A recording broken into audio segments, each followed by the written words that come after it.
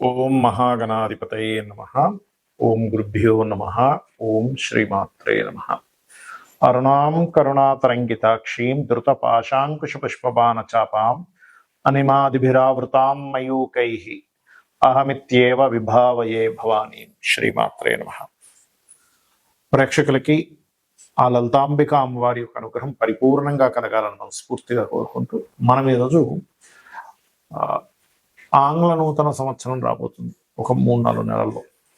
దానికి చాలామంది ఏమండి న్యూ ఇయర్ నుంచి గ్రహాలు ఎలా మారుతాయి, దానివల్ల మేము కొన్ని ప్లానింగ్స్ చేసుకోవాలి అడిగినప్పుడు నేను చెప్పింది ఏమిటంటే ఇది మనకు ప్రామాణికం కాదు, మనది ఉగాది నుంచే చూసుకోవాలని చెప్పినప్పుడు, లేదండి మేము మా లైఫ్ ప్లానింగ్స్ కొన్ని ఉంటాయి, ఈ సంవత్సరం ఇలా కానీ ఇల్లు కొనాలా వద్దా, అసలు ఉద్యోగం మారచ్చా వద్దా, ఇన్వెస్ట్మెంట్ చేయాలా వద్దా, ఇలాగ వివాహం దగ్గర నుంచి ప్రతిదీ కూడా గ్రహాలు ఎంతవరకు సపోర్ట్ చేస్తున్నాయి, సపోర్ట్ చేయనప్పుడు అది కంపల్సరీ అవుతుంది. ఒక్కోసారి ఉద్యోగం మారడం కానివ్వండి, గృహం కొనుక్కోవడం కానివ్వండి, వివాహం కానివ్వండి, ఇన్వెస్ట్మెంట్ కానివ్వండి, ఏదైనా కానీ. మరి అలాంటప్పుడు ఎటువంటి పరిహారాలు చేసుకుంటూ దాన్ని ముందుకు వెళ్ళాలి అనే విషయం తెలుసుకోవాలి కదా. కాబట్టి మీరు కాస్త చెప్పండి అని చెప్పి నన్ను చాలామంది అడగడం వల్ల ఆంగ్ల నూతన సంవత్సరం యొక్క జనవరి నుంచి డిసెంబర్ వరకు ఉన్నటువంటి గ్రహస్థితిని అనుసరించి చెప్పడం జరుగుతుంది. అయితే ఈ విషయాలు చెప్తుంది నేనైనప్పటికీ కూడా చెప్పిస్తుంది సాక్షాత్ లలిత అమ్మవారిగానే భావిస్తే అసలు గ్రహాలు ఎలా మారుతున్నాయి ఈ న్యూ ఇయర్ చూద్దాం. ఇక్కడ చూసుకున్నట్లయితే మనకి నూతన సంవత్సరం ప్రారంభంలో అంటే జనవరి 1వ తేదీకి 1 డిగ్రీలో ఉంటున్నాడు శని. ఎందుకంటే ఈయన వక్రగతి మళ్ళీ ముందుకు వెళ్ళాడు కదా. 1 డిగ్రీలో ఉన్న శని జూలై 27కి 2026 జూలై 27కి వక్రిస్తాడు. వక్రించి అతని వక్రత్యాగము 10th డిసెంబర్ రోజు వక్రత్యాగం అనేటువంటిది పోతుంది, గుర్తుపెట్టుకోండి. రైట్. ఇక అలాగే మేజర్ ప్లానెట్ శని, రెండవది మేజర్ ప్లానెట్ అయినటువంటి గురువు మనకి జనవరిలో 27 డిగ్రీల్లో ఉంటున్నాడు మిథున రాశిలో. అలా ఉన్నటువంటి గురువు పర్టికులర్గా జూన్ 2వ తేదీకి కర్కాటకంలోకి అంటే ఉచ్చస్థితిలోకి వస్తున్నాడు. ఆ ఉచ్చస్థితిలోకి వచ్చినటువంటి గురువు మరలా ఎంతవరకు ఉంటాడు ఆ కర్కాటక రాశిలో అంటే 1 నవంబర్ 2026 వరకు ఉంటాడండి. అంటే 1 నవంబర్ 26 మళ్ళీ సింహంలోకి వెళ్ళిపోతున్నాడు.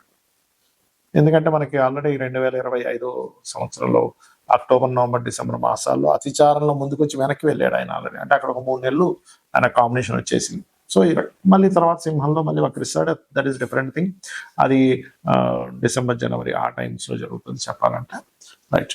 ఇక రాహుకేతువులు కూడా ఈ సంవత్సరం ఎప్పుడు మారుతున్నారు ఏమిటి అని చెప్పి చూసుకున్నట్లయితే పర్టికులర్గా ఈ రాహువు కేతువు 25 నవంబర్ 2026 వరకు సింహ కుంభరాశుల్లో ఉంటున్నారు. దాని తర్వాత ఈ కేతువు కర్కాటకంలోకి వెళ్ళడము, రాహు మకరంలోకి రావడం జరుగుతుంది. కాబట్టి ఈ యొక్క గ్రహస్థితిని అనుసరించి ఎవరెవరికి ముందుగా లగ్నమే తీసుకోండి. లగ్నం తెలియదు అనుకున్న రాశి హ్యాపీగా చూసుకోవచ్చు, దీని ఏమీ కన్ఫ్యూజన్ లేదు. లగ్నం ఎవరికి తెలుస్తుంది అంటే టైం ఉన్న వారికి లగ్నం తెలుస్తుంది, టైం లేని వారు రాశి చూసుకుంటారు. కుంభం వారికి ఈ సంవత్సరం అంతా కూడా గ్రహాలు ఎలా ఉండబోతున్నాయి 2026 జనవరి నుంచి డిసెంబర్ వరకు చూసుకుంటే మనకిక్కడ రాశిలో రాహు ఉన్నాడు కుంభం వారికి. రాహు ఏంటంటే కొంచెం ఇమాజినేషన్స్, ఏదో జరిగిపోతుందేమో ఒక భయాన్ని, ఇల్యూజన్ని, ఏదో డబ్బులు పెడితే ఎంతో వస్తుందనే ఒక ఇల్యూజన్ని క్రియేట్ చేస్తుంటాడు. రాహు ఏంటంటే న్యాచురల్ కుంభంలో ఉండడం మంచిదే అతను. కానీ మీది లగ్నం కానీ రాశి కానీ అయినప్పుడు కొంత తెలియని ఊహలు, తెలియని ఆశల వల్ల కొంత దెబ్బతింటారు. ఇది జాగ్రత్తగా ఉండాలంటే ఏదో కొంతమంది చూడండి ఇవాళ రేపు కొన్ని మోసాలు జరుగుతున్నాయి. 1,00,000 పెట్టండి, నెలకు 30,000 ఇస్తాం, 40,000 ఇస్తామని పరిచయాలు అవుతుంటారు. మీకు ఎలా వస్తుందంటే మేము ఆ మనీని ఎక్కడెక్కడో తిప్పి తీసుకొస్తాం, అది డబుల్ త్రిబుల్ అయిపోతుంది, మీకు మాత్రం కొంచెమే ఇస్తున్నాం, మాకు చాలా వస్తాయి, మరి మీరే చేయొచ్చు కదంటే అంత ఫండ్ మా దగ్గర ఉండదు. ఇట్లాంటి కళ్ళబోలు కబుర్లనే చెప్తారు. ఇట్లాంటివి నమ్మకండి దయచేసి. నేను చాలా మందిని చూశాను ఆ రకంగా మోసపోయిన వాళ్ళని. కాబట్టి నేను చెప్తున్నాను, ఎందుకు ఇస్తాడండి, ఎక్కడి నుంచి వస్తాయి 1,30,000 40,000 ప్రతి నెల రావుగా. కష్టపడుతుంటేనే మనకి నెలంతా కష్టపడితే 30,000 40,000 రావడమే కష్టం అవుతుంది. అంటే బాగా చదువుకున్న వాళ్ళు లక్షల్లో కూడా సంపాదిస్తారు, నేను కాదనట్లే. వ్యాపారస్తులు లక్షల కోట్లు కూడా సంపాదిస్తారు. కానీ ప్రతిదానికి కష్టం ఈజీగా అయితే రాదు. అది ఈజీగా వస్తుందంటే వాళ్ళ తండ్రులు తాతలో ఏదో సంపాదించిన వస్తే అది పుణ్యం వల్ల. కానీ ఇక్కడ ఏంటంటే ఈ విషయంలో రాహు రాశిలో తిరుగుతున్నందుకు నవంబర్ 25వ తేదీ వరకు మీరు వివాహ నిర్ణయాలు తీసుకునేటప్పుడు పార్ట్నర్షిప్ రిలేటెడ్ సంబంధించిన విషయంలో చాలా జాగ్రత్తగా ఉండాలి. కాకపోతే ఇక్కడ మీకు 2లో శని ఉన్నాడు, మీకు ఫైనాన్షియల్ గ్రోత్ స్లో మూమెంట్ ఇస్తాడు. కానీ అదే కాలభైరవుడి యొక్క అష్టకం చదువుకున్నారనుకోండి, ఖచ్చితంగా అక్కడ గ్రోత్ అనేటువంటిది ఉంటుంది, గుర్తుపెట్టుకోండి. అలాగే కాలభైరవ అష్టకము, నూనెని దానంగా ఇవ్వడం శివాలయాల్లో, ఇవి చేస్తే మీకు ఫైనాన్షియల్ గ్రోత్ ఉంటుంది. అయితే ఈ శని మరలా మీకు జూలై 27 నుంచి డిసెంబర్ 10th వరకు అంటే ధనస్థానంలో ఉండే గురువు శని వక్రిస్తాడు, గురు రాశిలో ఉండే శని. ఆ సమయంలో కొంచెం లగ్నం మీదకి వస్తున్నందుకు కొంత లేట్ అవ్వడం, స్లో అవ్వడం జరుగుతుంటాయి. ఆ సమయంలో కాస్త మీరు శని భగవానుడి దగ్గర, రాహు దగ్గర దీపారాధన చేసుకుంటే 2026లో ఇబ్బంది అనేటువంటిది మీరు పడకుండా ఉంటారు, గుర్తుపెట్టుకోండి. అలాగే ఇక్కడ గురుబలం కూడా ఉంటుంది జూన్ 2 వరకు. మరి గురుబలం తగ్గిపోతుంది కదండి, 6లోకి వెళ్ళిపోతాడు అంటే ఎప్పుడు 6లోకి వెళ్ళిపోతున్నది గురుబలం తగ్గదండి, అది ధనానికి పెరుగుతుంది, లగ్నానికి తగ్గుతుంది. అంటే ఒక గురువు 12 రాసుల్లో ఎక్కడుంటే అది చూస్తున్న రాసుల్ని ఖచ్చితంగా మంచి ఫలితాలు ఇస్తాడు, తన ఓన్ హౌస్ చూసుకుంటాడు. సో ఫైనాన్షియల్ గ్రోత్ 2 జూన్ నుంచి బాగుంటుంది కూడా అనుకోవాలి. 6లోకి వెళ్ళిపోతున్నాడని భయపడకూడదు. అయితే ఇలా ఎప్పుడైతే ఈ రాహు 12లోకి వెళ్తాడో, నవంబర్ 25వ తేదీ నుంచి 6లోకి కేతు వస్తాడో, 6లోకి వచ్చే కేతు కొంచెం అప్పులు ఇవ్వడం తీసుకునే విషయంలో జాగ్రత్తగా ఉండాలి ఈ నవంబర్ 25వ తేదీ నుంచి. కానీ నవంబర్ 25, 2026 నుంచి 12వ స్థానంలోకి రాహు వెళ్తున్నందుకు మీరు ఏదైనా విదేశాలకు వెళ్ళాలని చేసే ప్రయత్నం మాత్రం అక్కడ నుంచి చక్కగా ఫలిస్తుంది. ఇక మీరు చేయవలసింది దక్షిణామూర్తి ఆరాధన, విష్ణు సహస్రనామాలు ఎక్కువగా చేయండి, దుర్గానామాన్ని మెడిటేషన్ చేయండి, అనే విధాలు బాగుంటుంది. మనం జీవితంలో ఎంతో కష్టపడుతున్నా, నిజాయితీగా న్యాయంగా ఉన్నా, ఒకరిని ఇబ్బంది పెట్టకపోయినా, ఎంతో హానెస్ట్గా ఉన్నా ఇబ్బందులు పడుతూ ఉంటాం. మనకు అర్థం కాదు ఏమిటిది, నేను ఎంతో మంచివాడిని కదా, ఎవరిని ఇబ్బంది పెట్టట్లేదు కదా, ఎంతో తెలివిగా ఉన్నాను కదా, అయినా నాకు ఎందుకు అవకాశాలు రావట్లేదు, నాకెందుకు ఇంత ఇబ్బంది ఉంటుంది అంటే మనకి జ్యోతిష్ శాస్త్రం కర్మ సిద్ధాంతం. అంటే నువ్వు ఏ కర్మనైతే చేసావో ఆ కర్మ నువ్వు అనుభవించాలి, ఇంకోరు అనుభవించేది లేదు. కొన్ని ఉంటాయి, తల్లిదండ్రులు వంశం అనుభవిస్తూ ఉంటారు, కొన్ని దేవతా శాపాలు, కొన్ని పిశాచ బాధలు, ఇలా కొన్ని ఉంటాయి. అయితే ఇక్కడ మనం అర్థం చేసుకోవాల్సింది, ధనం రావట్లేదు పూర్వజన్మలో ఎక్కడో, ధనపరమైనటువంటి విషయాల్లో నేను సరిగ్గా దాన్ని వినియోగించుకోకపోవడము, ఇబ్బంది పెట్టడము, అవమానించడము చేశాను ధనాన్ని, లేదా కుటుంబాన్ని సరిగ్గా చూసుకోలేదు, అప్పుడు ధనపరమైన ఇబ్బందులు వస్తూ ఉంటాయి. అలాగే అంటే కుటుంబ సభ్యుల్లో ముఖ్యంగా అన్నదమ్ముతో గొడవలు కానివ్వండి, మాతృపితృ అంటే తల్లిదండ్రులతో గొడవలు కానివ్వండి, లేకపోతే వివాహం అవ్వకపోవడం కానివ్వండి, పెట్టిన ఏ ఇన్వెస్ట్మెంట్ అయినా కలిసి రాకపోవడం కానివ్వండి, విదేశాలకు వెళ్ళాలని ప్రయత్నం చేస్తుంటే కుదరట్లేదు అనుకోండి, ఇలా ఏ కష్టమైనా ఒక ఎత్తు అయితే ధనపరమైన కష్టం మరింత ఇబ్బంది. ఎందుకంటే ఇవన్నీ కూడా ధనం ఉంటే వస్తాయి, ధనంతో మూలంగా ఉంటాయి. ఎందుకంటే కుటుంబము, ధనస్థానము రెండూ కూడా చాలా బలమైనటువంటి, మంచి కుటుంబం ఉందా మనిషి హ్యాపీగా ఉంటాడు, మంచి ధన సంపాదన ఉందా హ్యాపీగా ఉంటాడు. అయితే వీటితో పాటు అనారోగ్యము, కొన్ని పిశాచ బాధలు ఇవి కూడా ఉండవని చెప్పట్లేదు. కానీ మనం మరి ఎందుకు నిత్యము పూజలు చేస్తున్నా, లేకపోతే ఎంత చక్కగా ఉన్నా ఎందుకు మనకు అనుకున్నంత రావట్లేదు అంటే, మీరు చేసేటువంటి నిత్య పూజాది విధానంలో మనకి శాస్త్రంలో ఉంది ఏమిటంటే మంత్రము, యంత్రము, తంత్రము అంటారు.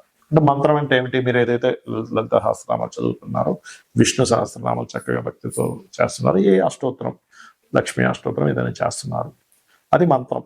తంత్రము అంటే ఏ పుష్పాలు, ఏ ద్రవ్యాలతో చేస్తున్నారు. మనకు శాస్త్రంలో మన కామ్యం నెరవేరడానికి ఒక్కొక్క ద్రవ్యం చెప్పారు.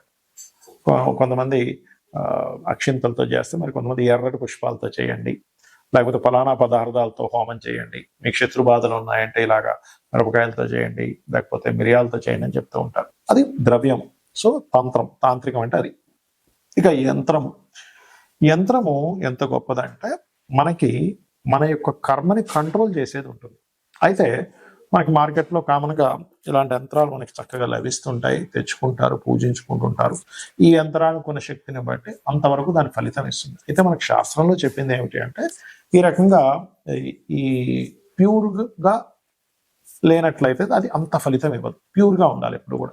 మనకి ఎనీ ప్రోడక్ట్ చూడండి, అది ప్యూర్గా ఉందా లేదా, అది ఎంతవరకు బలం చూపిస్తుంది అని చూస్తూ ఉంటాం కదా. ప్యూరిటీకి ఎక్కువ నాణ్యత, ఎక్కువ కాలం మనడము, దాని ఎనర్జీ ఎక్కువగా ఉండడం జరుగుతుంది. మన అందరికీ తెలుసు. ఆర్గానిక్ ఫుడ్ కానివ్వండి, మనం వాడే ఏ వస్తువు అయినా కానీ, ఒక లెదర్ బ్యాగ్ కానివ్వండి, అన్ని కదా. అలాగే శాస్త్రంలో వెరీ క్లియర్గా ఇలా ఇది ఏమిటంటే చూసుకున్నట్లయితే చూడండి క్లియర్గా, ఇది లక్ష్మీ యంత్రము, ప్యూర్ కాపర్ అన్నమాట. ఇది ప్యూర్ కాపర్, మీరు టెస్ట్ చేయొచ్చు కూడా కావాలంటే. ఈ ప్యూర్ కాపర్ మీద మరి యంత్రం వేసుకొని తీసుకెళ్ళి ఇంట్లో పెట్టేసుకుంటే వస్తుందా అంటే అలా పనిచేయదు. మనకి చాలా మంది పాపం అమాయకంగా మార్కెట్లో ఇది దొరుకుతుంది కదా అని తీసుకెళ్ళి పూజ చేసేసుకుంటారు. ఇది పూజ చేసుకున్నందుకు కొంత ఫలితం ఇస్తుంది, నేను ఇవ్వదు అని చెప్పట్లేదు.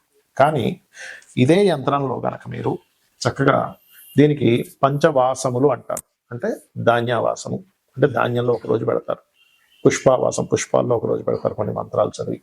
అలాగే జలావాసం, జలంలో కొన్ని రోజులు పెడతారు. అలాగే క్షీరావాసము, భూవాసం, ఇలా 5 వాసములు చేసినప్పుడు దీనికి ఒక శక్తి వస్తుంది. ఇలా 5 వాసాలు చేసినటువంటి యంత్రానికి రుద్రాభిషేకం చేస్తారు. ఏకాదశ రుద్రాభిషేకం, సహస్ర రుద్రాభిషేకం చేసేవారు కూడా ఉంటారు. అలా చేసి కొన్ని జపాలు, కొన్ని రోజుల పాటు జపం చేసి ఈ యంత్రానికి శక్తిని చేకూరుతారు. ఈ పద్ధతి మనకి ఆలయాల్లో పెడుతూ ఉంటారు. మీరు గమనించండి, ఇప్పుడు మన రాముడి విగ్రహం పెట్టేటప్పుడు కూడా కొన్ని వేల సంఖ్యలో, కొన్ని లక్షల సంఖ్యలో జపం చేసి దానికి పెట్టారు. ప్రతి ఆలయంలోనే మనకి ఆదిశంకరాచార్యులు వారు కూడా యంత్ర స్థాపనలు చేశారు. తిరుపతిలోని చాలా ప్రదేశాలు. అంటే అది ఆకర్షణ ఇస్తుంది. ఆకర్షణ ఎప్పుడైతే ఎక్కడైతే ఉంటుందో, ఎందుకంటే కుజుడు ఆకర్షణ కారకుడు, కుజుడికి సంబంధించిన మెటల్ ఈజ్ కాపర్. కాబట్టి ఇక్కడ మీరు అర్థం చేసుకోవాల్సింది ఏంటంటే, మీరు అనుకున్నంత స్థాయికి మీరు వెళ్ళలేకపోతున్నారు, మీరు ఇంకా రీచ్ అవ్వలేకపోతున్నారు, ఎంత ధర్మంగా ఉన్నా, ఎంత కష్టపడుతున్నారు అంటే మన కర్మ అడ్డుపడుతుంది. కర్మని తొలగించేటువంటి శక్తి కుజుడికి ఉంటుంది. అంటే కుజుడు అంటే ప్రయత్నం. అందుకే నువ్వు ప్రయత్నం చేయి, నీకు గ్రహాలు కూడా అనుకూలిస్తాయంటూ ఉంటారు. అంటే కుజుడు ప్రయత్నం, కుజుడు కష్టపడి చేసేది, ఎలాగైనా సరే విక్టరీ అవ్వాలని. అందుకే చూడండి, ఎవరికైనా కుజుడు స్ట్రాంగ్గా ఉంటే వాళ్ళు ఈ యొక్క స్పోర్ట్స్లో రాణిస్తారు. సరే, ఏంటంటే కర్మకారకుడు, ఆయనే మనకేం శత్రువు కాదు, మన కర్మ మనకు అందిస్తున్నాడు. మనం ఒక రక్షణ కవచంగా మనం ఏర్పరచుకోవాలంటే మంత్రం, తంత్రం, యంత్రం. సో ఈ యంత్రాన్ని పెట్టుకొని మీ గోత్రనామాలతో చేయించుకొని మీరు కనుక ఇంట్లో పెట్టుకొని, మీరు కనుక దానికి రోజు నిత్య అనుష్ఠానం అంటారు, పొద్దున్న సాయంత్రం చక్కగా పూజ చేసుకోవడము, దానికి నైవేద్యం కొబ్బరికాయను కొట్టచ్చు. పంచోపచార పూజ, ఏదో పెద్ద పెద్ద పూజలు ఏం అక్కర్లేదు. చక్కగా పంచోపచార పూజ అంటే గంధము, పుష్పము, అదేవిధంగా నైవేద్యము, ధూపం, దీపం, భక్తి శ్రద్ధలతో కనుక చేయగలిగితే మీరు పడేటువంటి కష్టానికి ఫలితం ఉంటుంది, గుర్తుపెట్టుకోండి. అయితే ఇక్కడ ఏంటంటే, మనం తీసుకునేటువంటి యంత్రం దాన్ని ఎంత ఇదిగా క్రియేట్ అవ్వాలి. ఇప్పుడు చూడండి, ఒక సిమ్ కార్డు ఉంది, మనం వెళ్ళి సిమ్ కార్డు కొనేసుకొని మనం ఫోన్లో పెట్టుకుని పని చేయదు. ఎందుకు పని చేయదు? దాన్ని అది యాక్టివ్ అవ్వలేదు. సరే, యాక్టివ్ అయ్యింది, మంచి సిమ్ కార్డు తీసుకోవాలి. అంటే అలాగా మంచి సిగ్నల్స్ వచ్చే కంపెనీ తీసుకుంటాం, లేకపోతే సిగ్నల్స్ సరిగ్గా రావు. అలాగే సిమ్ కార్డు వేసుకున్న తర్వాత మళ్ళీ ఎవ్రీ మంత్ రీఛార్జ్ చేయడము, లేకపోతే ఫోన్ ఛార్జింగ్ పెట్టడము, ఎవ్రీ మంత్, లేకపోతే దానికి డాటా కొన్ని ఉంటాయి, అవన్నీ రీఛార్జ్ చేస్తుంటాం. అంటే అలాగే మనం ఏదో ఇంట్లో యంత్రాన్ని పెట్టేసుకోవడం కాకుండా, ఈ యంత్రానికి సరిగ్గా పరివార దేవతలు ఎవరు, ఎటువంటి బీజాక్షరాలు, ఎటువంటి సమయంలో యంత్రం వేయాలి, దీనికి ఎలాంటి వాసాలు చేయాలి, దాని తర్వాత మనం తెచ్చుకొని ఇంట్లో పెట్టుకున్నాక కూడా దాన్ని ఎలాగా చేసుకోవాలనేటువంటి సరైన పద్ధతి కనుక చేసినట్లయితే మనకి, మన కర్మలకి, మనలో కూడా బుద్ధి చైతన్యం, అంటే నేనేం చేస్తున్నాను అనే ఒక క్లారిటీ, నేను ఎలా కష్టపడాలని ఒక క్లారిటీ, ఏ రకంగా ఉండాలనేటువంటి ఒక క్లారిటీ ఆ యొక్క అమ్మవారు మన బుద్ధి అందు ప్రవేశపెడుతుంది. తద్వారా మనం జీవితంలో కష్టాల నుంచి బయటపడగలుగుతాము. శ్రీమాత్రే నమః.